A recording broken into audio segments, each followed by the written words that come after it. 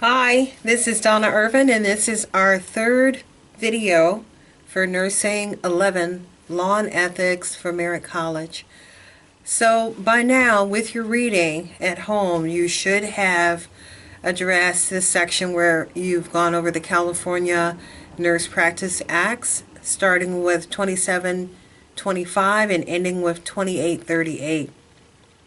So it's important to understand this because we have to have certain rules and regulations to govern our profession because we have a specialized body of training that enables us to take care of the public.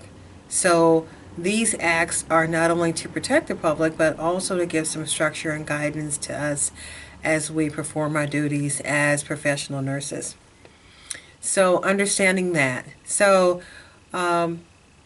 These practice acts are items that I don't expect you to know considerable detail about, but I do expect you to understand them and to know some of the main ones that you're going to see from time to time and hear about.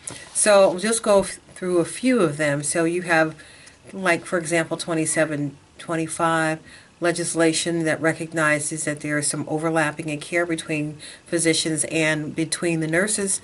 And it also addresses the fact that, there are certain things that we do within our orders from our physicians, but we have a certain level of autonomy as well, as long as we practice safely. There's some direct care that it addresses that we do, for example, such as skin tests, passing medications. And it's not an exclusive duty. We do work in conjunction with physicians, but by the same token, they allow us to use some common sense and some real strong skills in making determinations of whether or not doses are safe or whether we're giving adequate medication trials to patients or covering them adequately, let's say, for example, for their pain. So they trust us to step up to the plate on that. Also, we can draw blood. So there are a lot of things now that have been taken from the hands of physicians and have been turned over to nurses as a result of the growth in our practice. Policies and procedures are congruent with the health and safety codes and guidelines according to the medical board and to the Board of Registered Nurses. And there are certain things we can also do in regards to prescribing hormones and giving education to patients in that regard. And it also, there's a section that is very, very solid for us where it states that other licensed practitioners cannot be used in lieu of nurses in care facilities. So that speaks to the strength of our profession and how well regarded it is. I want you to know about the Good Samaritan Act 2725. If a nurse is off duty, comes across a scene where there's an accident, how that nurse cannot be sued because she is rendering care to someone who is in need at that time. In probably any state, though, understand that this is a safeguard that's put in place for you should you decide to actually step up and try to care for someone. So also 2729, services by student nurses. It's important for you to take a look at this because it actually outlines some of the care practices that you will be allowed to perform, as well as some guidelines on things that you may want to steer clear of.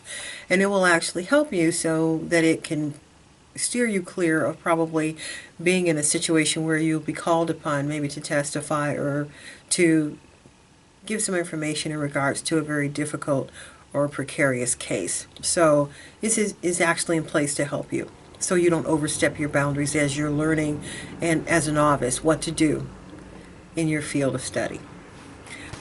So look at the Nurse Practice Acts. Also look at Title 16, Title 17.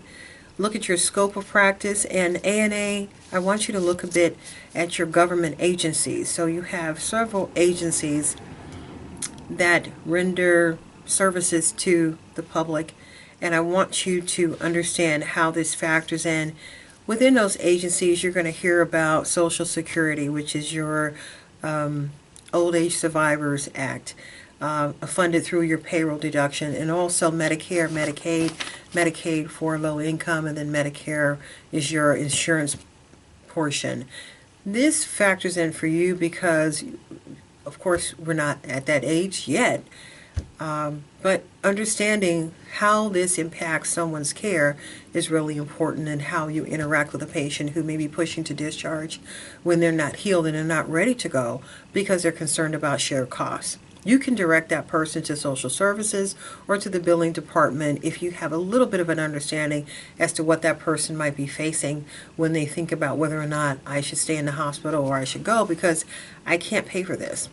I can't go home and pay my bills and get my food when I have a huge share of costs. And they may actually sever their treatment early when you know from an ethical standpoint you haven't been able to really render good care to that person, but they may have a bigger priority. So these are some of the things we want you to understand so you can help your patients to make some intelligent and safe decisions on how to care for themselves.